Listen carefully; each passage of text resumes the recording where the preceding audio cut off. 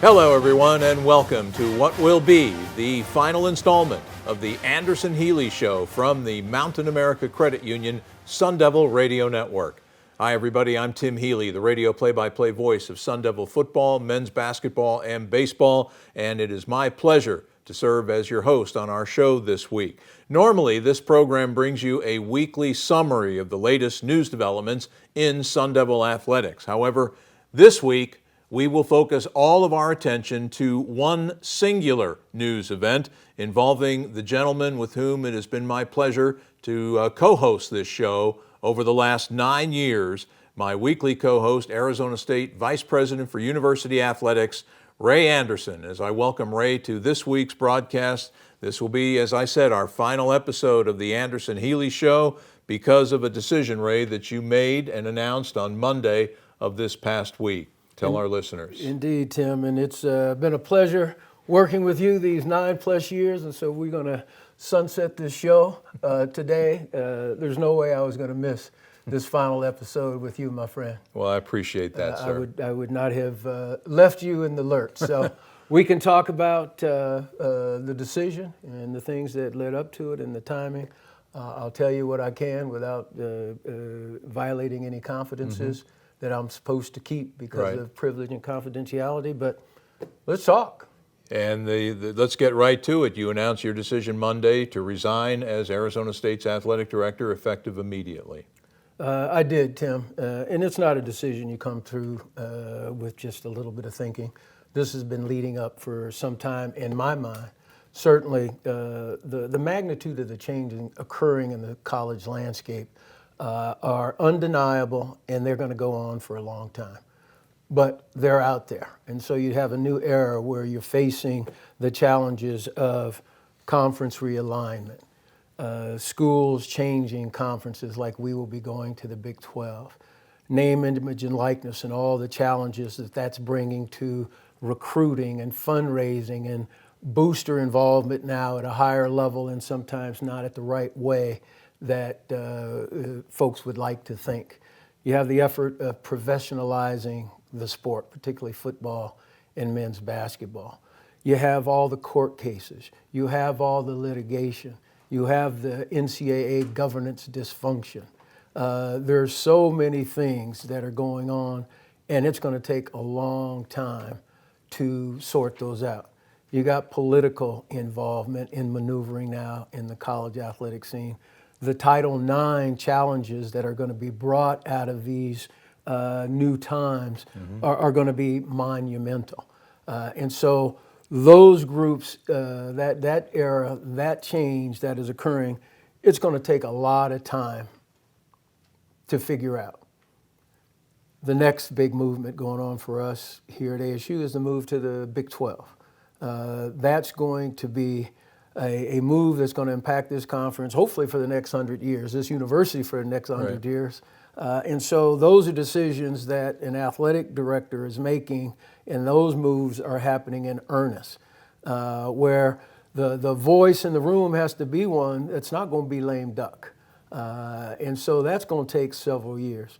And then here internally at ASU, because of the response to the changing landscape, there's an intensive discussion going on about, do you change the model for how you operate and finance athletics?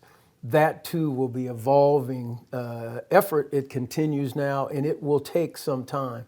And so when you put all of that together, you got to have leadership that's going to be in place for 6, 7, 8, 10 years, perhaps.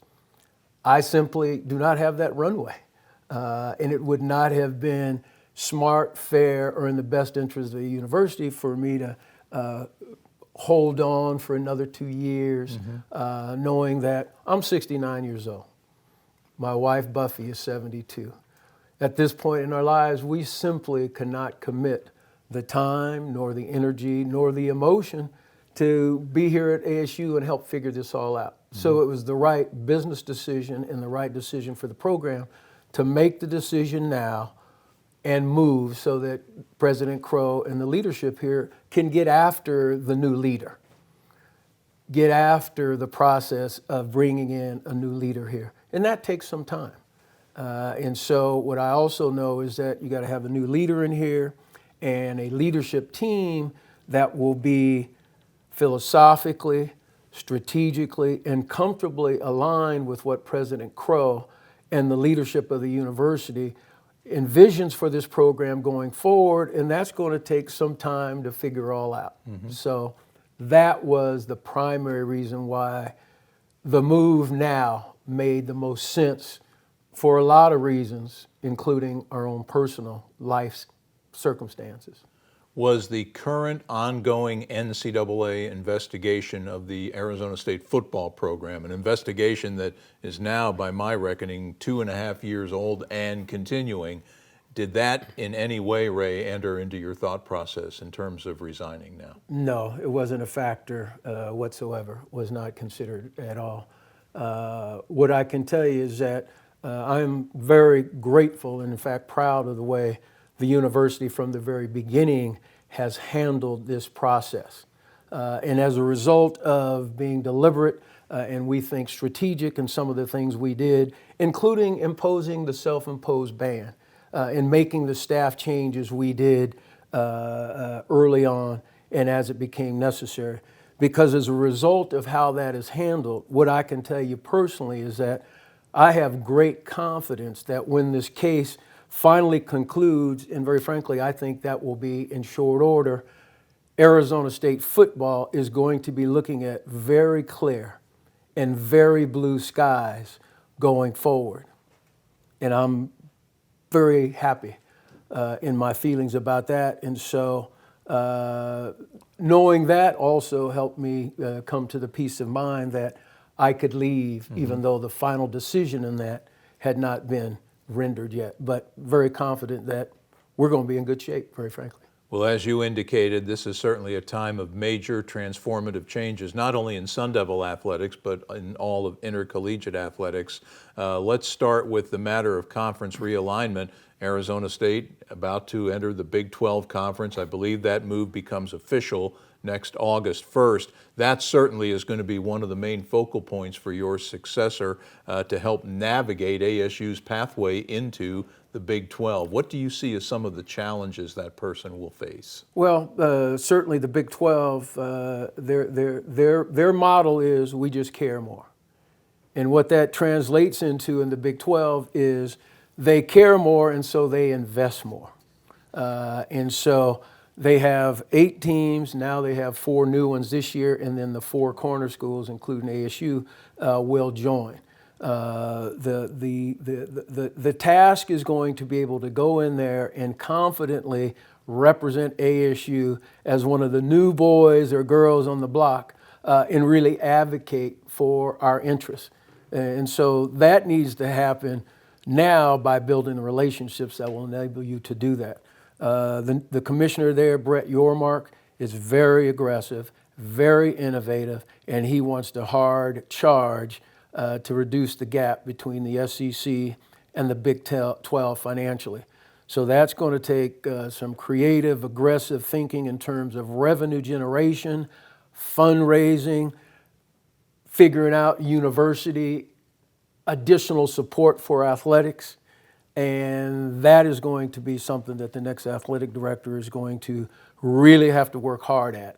And that's why it's so incumbent on us to get that position filled as soon as possible, because he or she is going to have a lot of work in this new conference. And that directly leads into the next point of conversation, the 3 letters that have become such a part of the intercollegiate athletics vocabulary these days, NIL, name, image, and likeness. How do you think Arizona State is poised to compete in that landscape, Ray, moving into the Big 12 in the near future? What must your successor do to increase ASU's viability in that realm? My successor is going to have the ability to convince ASU fans and donors and alum and boosters to do so, very frankly, at a higher level. If we want to compete with the best in the Big 12, then we are going to have to invest at a higher level. It's that simple. because we are behind now because we took the position that we would wait and see how it evolved. And then unfortunately, a lot of folks really believe that NIL stood for now it's legal. And so they just ran out there and were doing the things that the boosters back in the day in certain parts of the country and certain universities that will not be named were used to doing business. A lot of that has returned. As a result of that, our NIL war chest is significantly below what others have out there. It doesn't have to be some massive war chest, but it at least has to be competitive.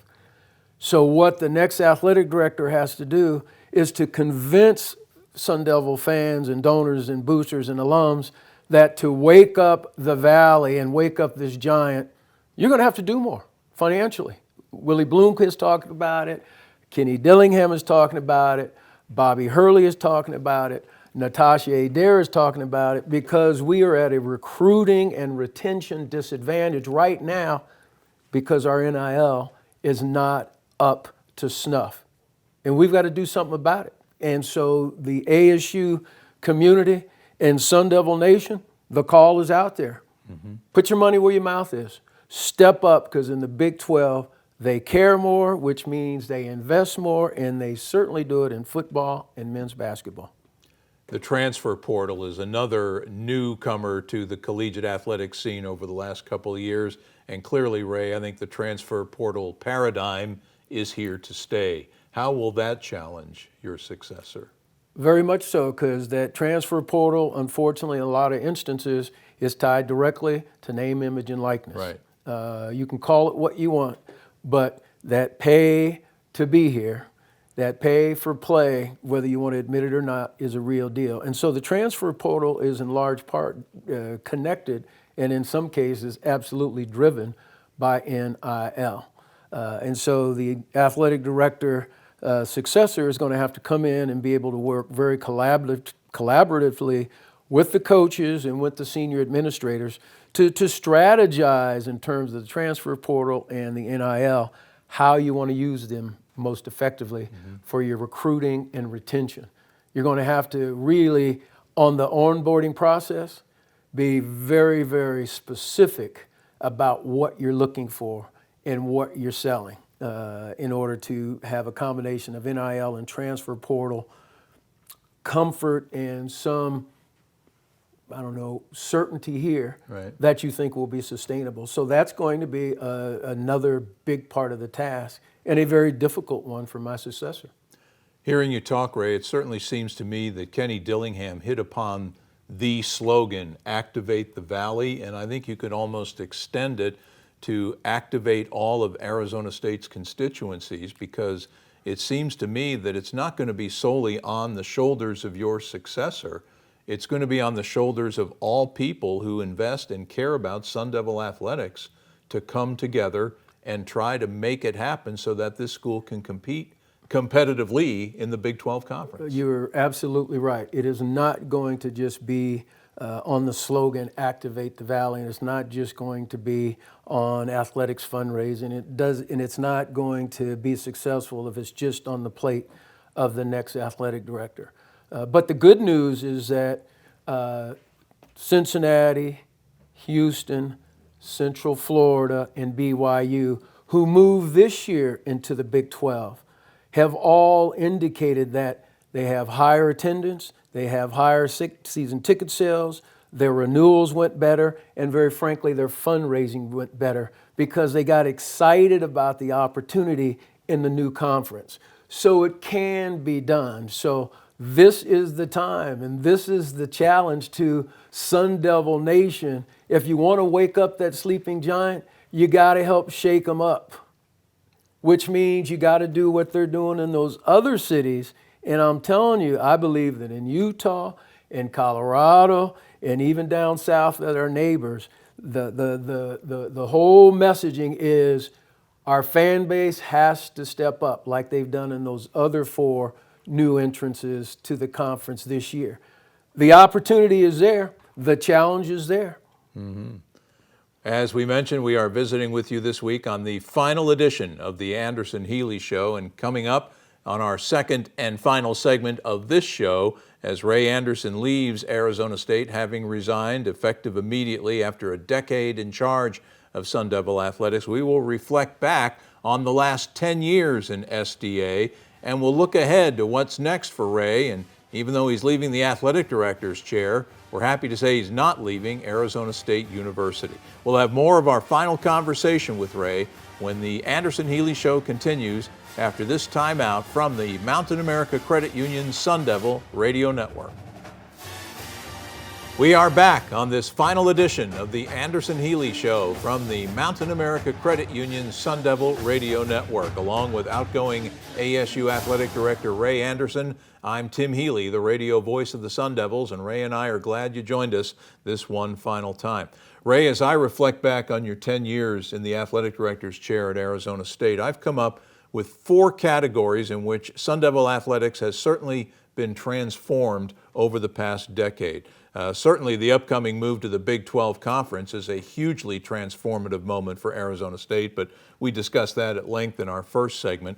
The categories I thought we could explore in this final segment are the expansion of ASU's athletic facilities, the addition, or in one case, reinstatement of sports at ASU, the hiring of coaches, and the academic performance of Sun Devil student athletes. Now, taking those categories in order in your time, Ray, facilities-wise, you oversaw the final phases of the $307 million reinvention of what we now know as Mountain America Stadium, formerly Sun Devil Stadium on the ASU campus, the design and construction of Mullet Arena, the home of Sun Devil hockey and volleyball, baseball's move to Phoenix Municipal Stadium, men's and women's golf's move to their new facility at Papago Golf Course, a new beach volleyball facility, and also the Novus Innovation Corridor with 330 acres of ASU-owned land being leased to private developers, with Sun Devil Athletics receiving annual assessment payments from that land. What is your overview of the impact of all those facilities, the improvements, the expansion, the new buildings, what they have had on Sun Devil athletics? Well, I'm proud to have been a teammate and a colleague and collaborating for all that. Any credit for the Novus Innovation Corridor, that was President Crow's invention that I came into as the athletic director and was able to take advantage of by hopefully just leading athletics' thinking with regard to how that might further benefit athletics. But that was the effort of President Crow and others on campus. And all the facilities upgrades that you're talking about, Tim, was a team effort by far. But I am happy that as the athletic director, I was able to have a strong voice in some cases to make sure that things were done more in the interest of the student-athlete experience and the training and development and what the coaches needed. And so I'm really proud of how the expansion of the football stadium now, Mountain America Stadium, how that evolved, because I think it served a number of our student-athletes and our campus generally in many, many ways, because that is truly a 365 community union facility. And the same goes for the Mullet Arena.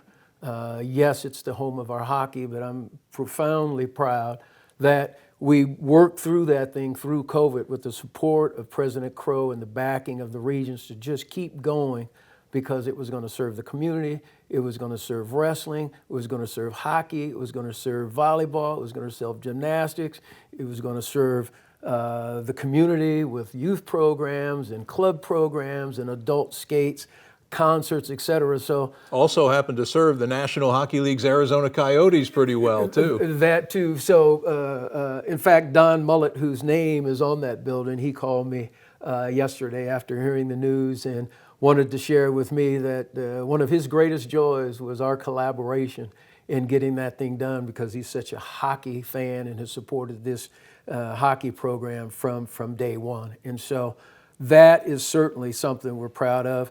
And the move to Phoenix Muni was underway when I got here. Right. I'm happy that I was able to participate and maybe expand it beyond what the original contemplation was. And the same with Papago in the golf facility over there with our men and women.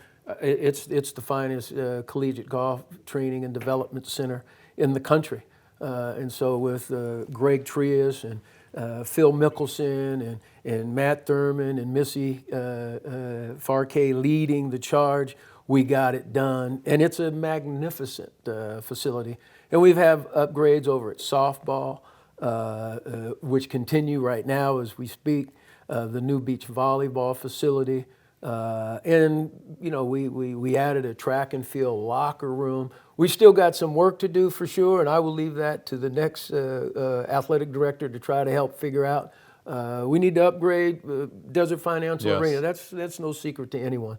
We haven't been able to get that done yet, but I have great confidence that it is on the docket and will have to be addressed going forward. So with regard to the facilities and the improvements we've made, and in cases, proud that me and my wife Buffy were able to financially contribute our own treasure toward accomplishing those things. Very gratified and very frankly privileged to have participated in all these things. I'm excited when I drive around this university and see Mountain America and see Mullet and go to Papago and go to Phoenix Muni and go to softball and go to beach volleyball. I acknowledge that we're profoundly proud and privileged to have participated. Ray, that was going to be my next question. Desert Financial Arena, clearly a facility needing an upgrade, and I'm just wondering, do you sense that that is something that in the foreseeable future will happen? I've got to see it as inevitable. We're getting ready to go into the Big 12. It is a supreme basketball conference. There will be expectations that our facility will need upgrading. And as we move forward in this era of knowing how important it is to create additional fundraising and revenue streams to support your programs and your facilities, like we did with the Mountain America naming rights, and all the things that we're able to generate because of premium seating and offerings in that stadium and in Mullet. It's going to happen, and it's got to happen at Desert Financial if we're going to maximize the opportunity to revenue create at the level we'll need to be long-term successful in the Big 12. Long answer to a short question, yes, I think it's coming. The naming rights deal with Mountain America Stadium was announced this past August 2nd. And boy, what a major inflow of much needed revenue for Arizona State athletics that provides. Talk about the across the board impact of the naming rights deal on not just football and the football stadium, but on all of Sun Devil athletics. Well, it's, you know, and again, this was a team effort. I'm certainly proud to have introduced Oakview Group into the mix, who ultimately brought the deal to the table. But they ended up being, and this is all public information, so I'm not sharing anything I shouldn't. It's a 15-year, $52 million deal, the largest for a football stadium ever in America. And so those revenue streams coming in are so needed to help fund all the additional escalated costs that athletics in the college arena is seeing. And so you gotta go hunt for some of your own, as they say. And so we're trying to do that, and we'll continue to try to do that with other opportunities for sponsorships and naming rights, both in the arena and other facilities in the stadium and other facilities that come on board at some point. It's just part of the landscape of college financing now. And you see it happening more and more often. It's something you can't deny anymore. Mm-hmm. The purists who say, "Oh, the Sun Devil Stadium name, you're turning your back on our past." No, we're not.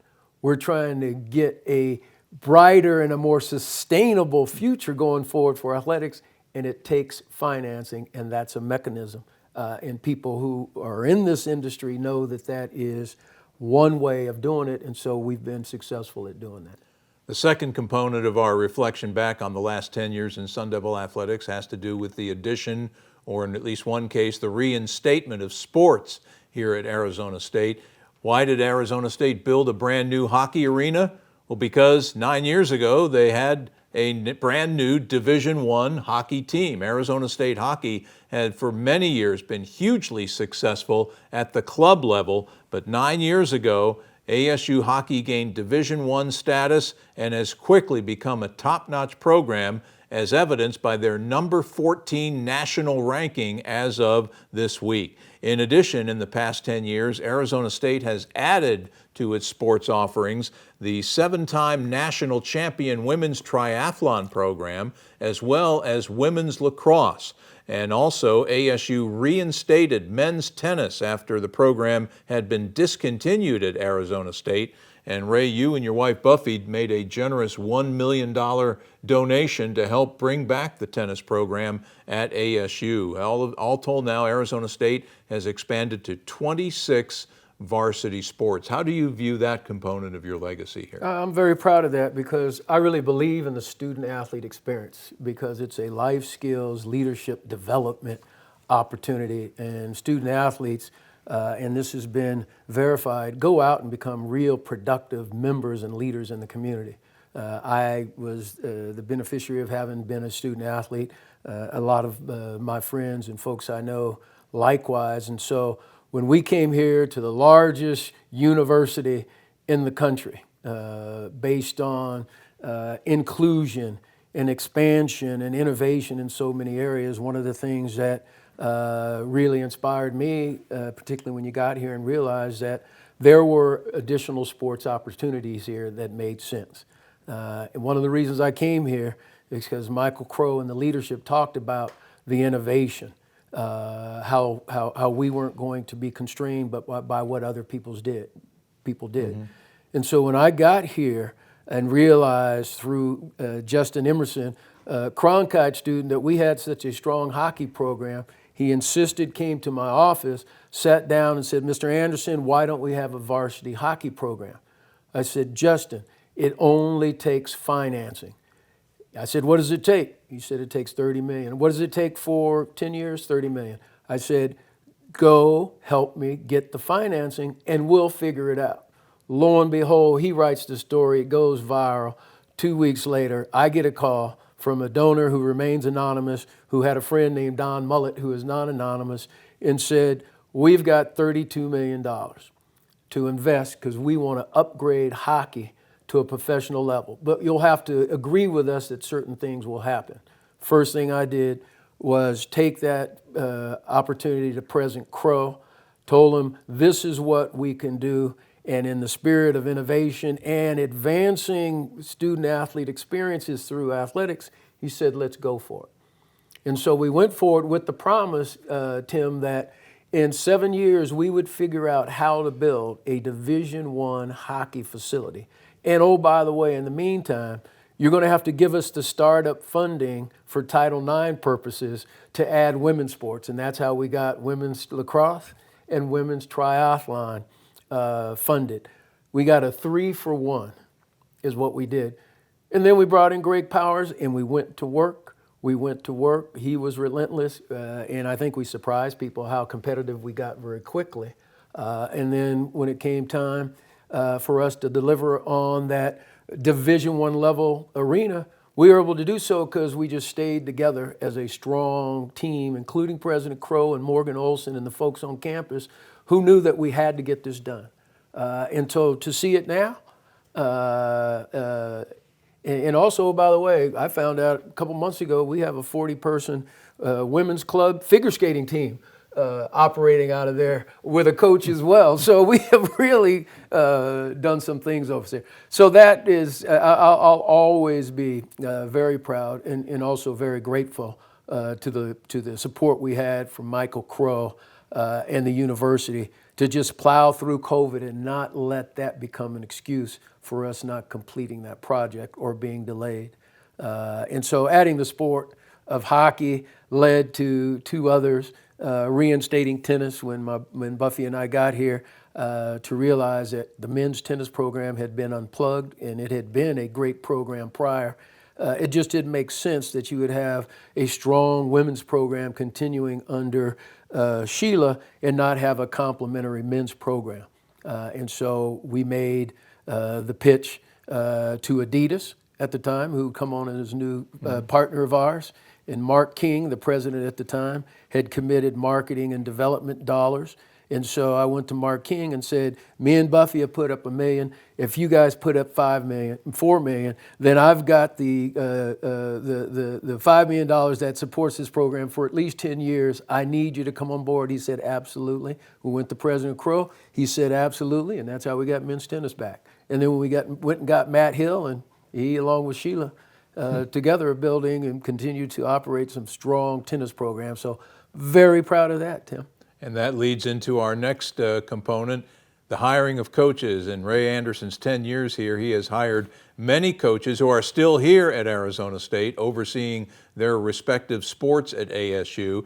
Included are a group of ASU alums coaching their sports at Arizona State. Women's golf's Missy Farr-Kay, three-time Pac-12 wrestling coach of the year, Zeke Jones, hockey's Greg Powers, whom we mentioned before, football coach Kenny Dillingham, and baseball head coach Willie Bloomquist, both Sun Devil alums. In addition, Ray hired some iconic figures in their respective sports, like Bob Bowman, the former U.S. Olympic swimming coach, who now heads up the Arizona State men's and women's swimming team, the men's team ranked #1 in the nation. And of course, men's basketball's Bobby Hurley, the all-time greatest point guard in NCAA history. In addition, there have been other highly successful head coaches, like 2019 Men's Golf Coach of the Year, Matt Thurmond, who led his team to a national runner-up finish at the NCAA Championships at Grayhawk Golf Club in 2022. Two-time Pac-12 Women's Gymnastics Coach of the Year, Jay Santos, and 7-time national champion women's triathlon coach, Cliff English. And that's all we shouldn't ignore the likely 2023 College Women's Volleyball Coach of the Year in J.J. Van Neel, who is doing marvelous work in his first year at Arizona State. I've listed all of those coaches, Ray, and of course there are other outstanding coaches here in this athletic department. I'm curious to know if there are any common characteristics that you saw in those people you hired that led you to hire them. Well, certainly in the case of the 8 ASU grad alums, the common factor there is their deep love and passion that goes way back for ASU. And I think that translates into how they view the program, how they advance the program, how they love the programs. And that's important when you're dealing with student athletes in their development, not just athletically, but academically and in terms of how they grow as potential leaders. So that's a common component. The other thing is I'm just really into integrity and the passion and the compassion that coaches can bring and what they bring culturally to the student athlete experience. So I look for that. You don't bat 100. You don't bat 1,000. Hopefully somewhere in between, more like 750 or 800. Mm-hmm. But that's pretty good baseball average. Which is pretty good baseball average. But you're not going to bat 1,000. I certainly haven't. Mm-hmm. But when you look at the coaches that you've just listed and the programs that you listed, I really appreciate that.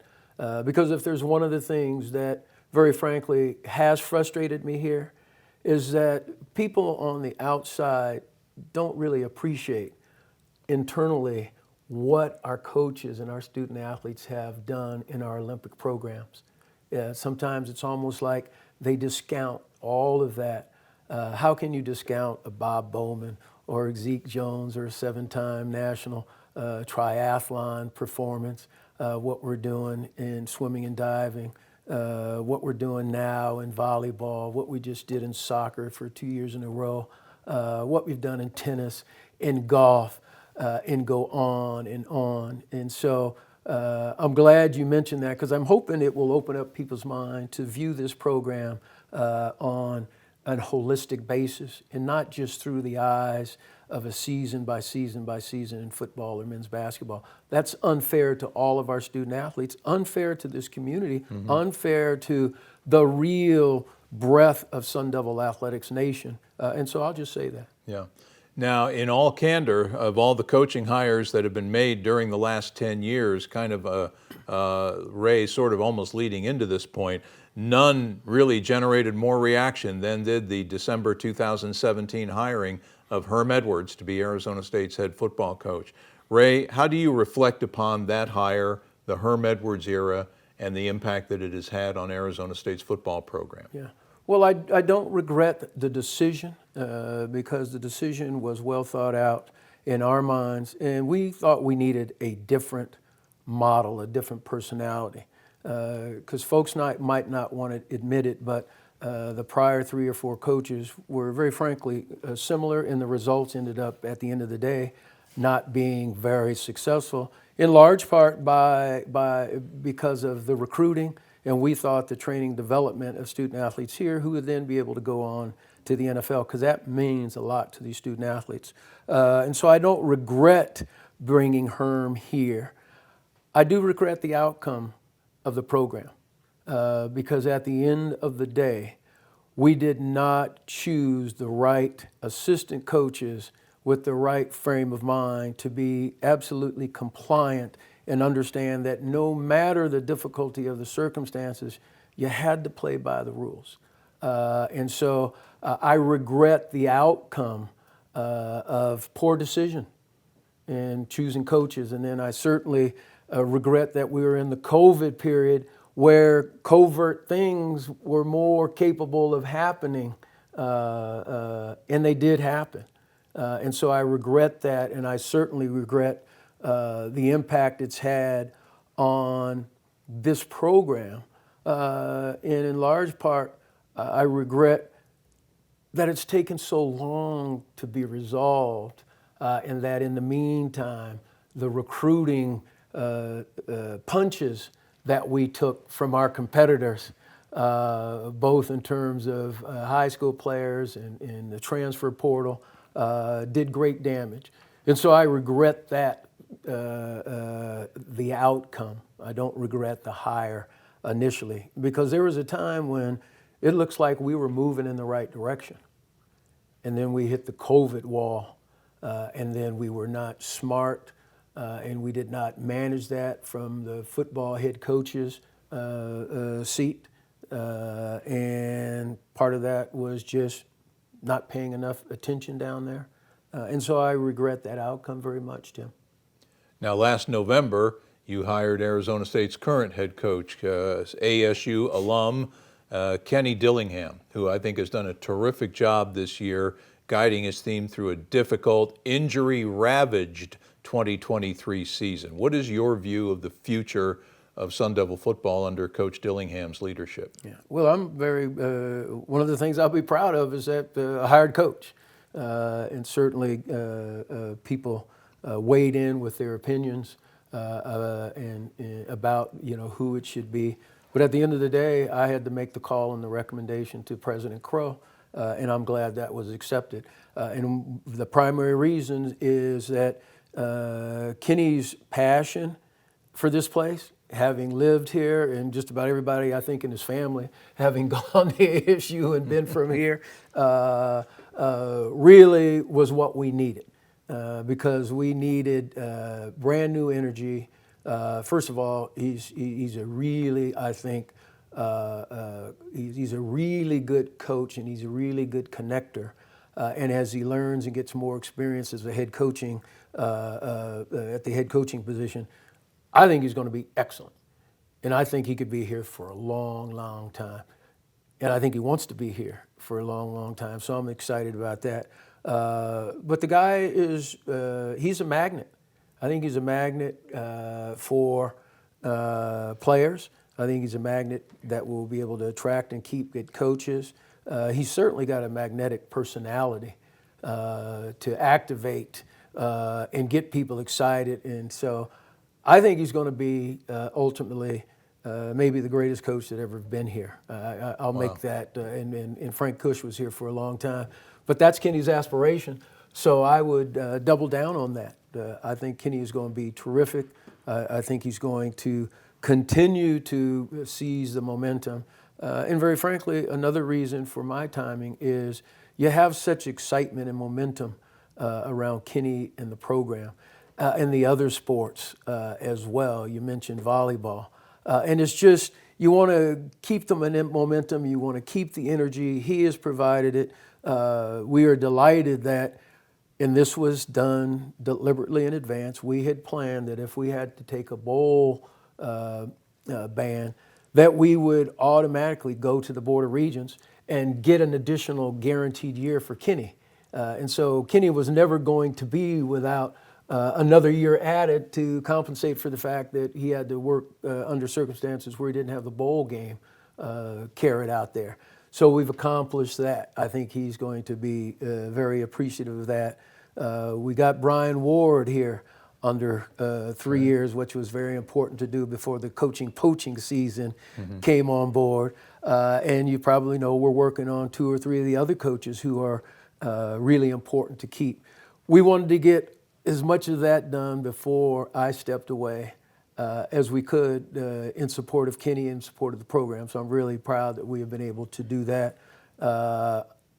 Long story short, Kenny Dillingham was the right hire here for all the right reasons. And I'm very excited for him and Sun Devil Nation. Indeed. Football has a bright future under Coach Dillingham, and yet many of ASU teams have bright presence, if you will. ASU currently has 9 programs that are or were recently ranked in the national top 25, including 14th ranked hockey, Sun Devil volleyball, men's and women's golf, wrestling, number 1 ranked ASU men's swimming program, the women's swimming program nationally ranked, so too soccer and triathlon. Of course, triathlon, a 7-time national champion. Yes, and again, I think that's reflective of the fact that, our Olympic programs are in good shape. And certainly this year they're bouncing back in wonderful fashion. And so I hope the folks out there, and there are a few folks that very frankly don't know what they're talking about, who would describe our Olympic program as Olympic programs in decay. And you go back and you recite some of the things that have happened here in the last few years, and certainly they're not in decay by any stretch. And so this year certainly is a validation. You got 9 teams ranked in the top 25, and that's almost all the programs competing in the fall. I think that dispels any notion that we don't have great momentum and great coaches and great student athletes and great teams in our Olympic sports, because we do right now, and you just listed their accomplishments, and there's more to come. Yeah, and it seems to me a key for your successor will be to take those and add to them more consistent performances from basically your marquee front window sports, football, men's and women's basketball, and baseball. Yes, and I think they're in good hands right now. If there's one thing about the timing that I can say proudly is whoever succeeds me, they're going to have a lot in place because there's a lot on the great trajectory: football, men's basketball, and baseball, and I think softball, to be sure. And so I feel like I'm leaving at a good time and leaving the program in very solid shape for the next person coming in. And I hope he or she can work the miracles that our fans expect and that they should expect in terms of stepping up, activating the Valley, and going into the Big 12 with a real opportunity to support these programs financially at a level that will allow us to compete consistently for championships across the board, because it's there. Now, the final category to discuss in some ways is frankly the most important, and that is the continued outstanding academic performance of Arizona State student athletes. In this past year, ASU athletics recorded the highest academic progress rate in the Pac-12 conference for the 2nd consecutive year, higher than even academic stalwarts Stanford and California. In December of 2021, SDA, Sun Devil Athletics, also recorded an all-time high with its graduation success rate, with a record 10 Arizona State programs achieving a 100% graduation rate in their respective sports. In each of the last 10 years, Sun Devil Athletics surpassed its previous all-time best overall graduation success rate. And I would argue, Ray, that maybe that is the most significant accomplishment of your tenure here. I wouldn't argue that at all. It absolutely is, because it's the student-athlete experience. And one of the things that really attracted me to Arizona State is the fact that Michael Crow and his new American University vision wanted to make sure that athletics was also a student-driven community. And so I had the pleasure of going to Stanford. Athletics and academics were hand in hand. There was no compromising the academics for the athletics. And so the opportunity to come here under the instructions that we want to do that at ASU was part of the lure.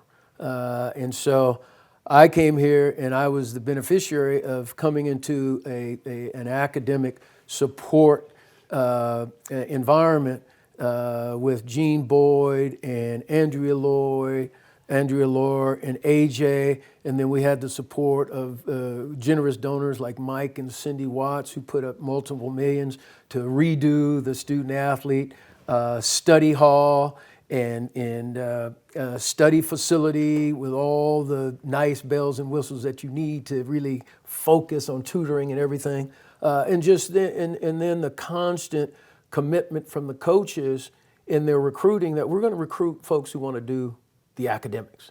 And we just made that a priority from day one.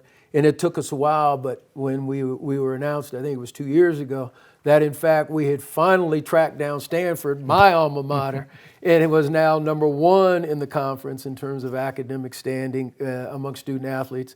It was a great, great moment for all of us. And then we did it again.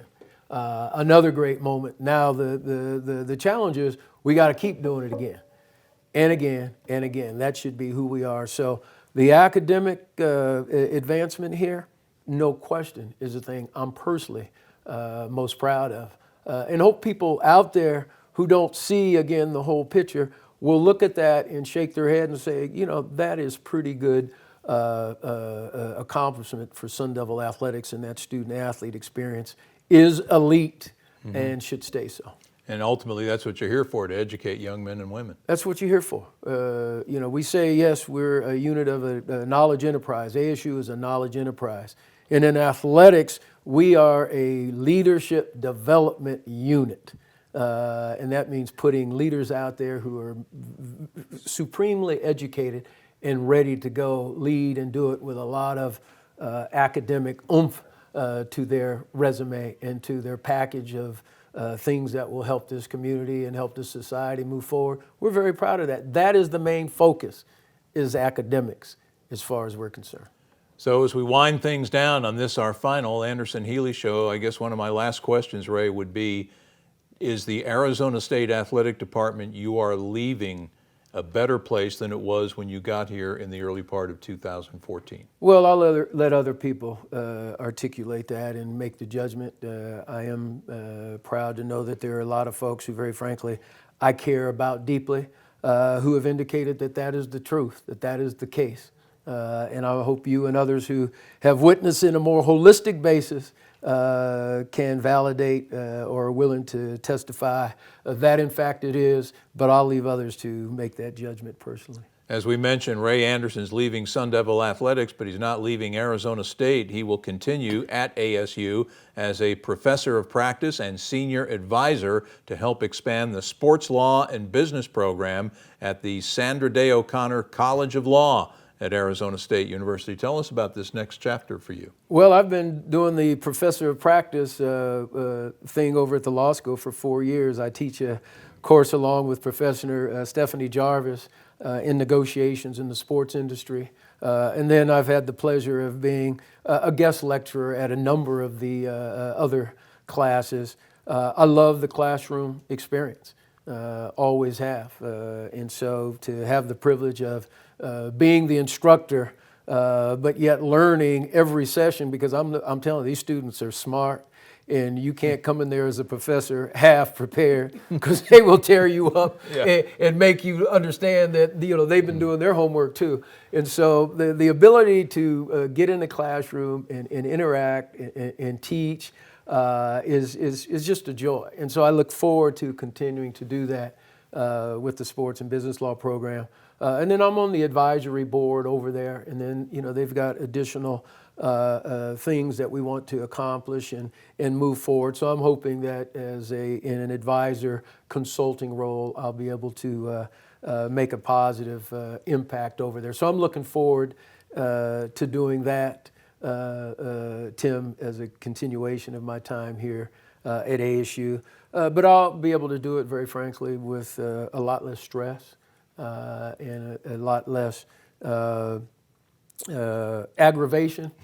And in some cases, I must promise you, we're not going to miss some of the folks who just can't help themselves. The boo birds and the knuckleheads. We're not going to miss that. I'll tell you that straight up. And so we're going to enjoy the academic piece of this wonderful place, and we'll be around periodically, and we'll continue to support Sun Devil athletics with our heart and soul and our pocketbooks. To be sure, we'll continue to stay here and donate. And so I challenge everyone else out there: do what you can to donate and invest in this program so we can compete with the best in the Big 12 going forward.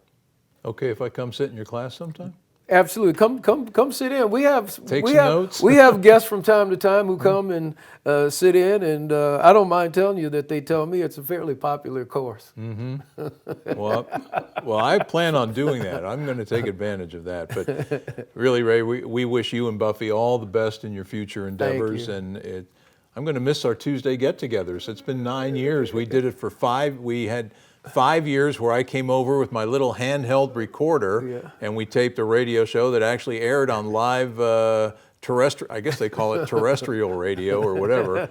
And then 3 years, COVID forced us into the Zoom motif and then now you're leaving right when we've broken out all this technology and do it with video as well as audio. Well, and Sean and your crew and Kim Nelson from my shop, they've done a great job coordinating all this and upgrading us, and it's a real tribute to the commitment that you guys have made to this program, and we'll look forward to you guys continuing. I'll look forward to seeing the next iteration of this with whomever's sitting in the seat along with you. They'll be lucky, whoever they are, Tim. Well, to be honest with you, I'm kind of curious to see what that's going to be like too.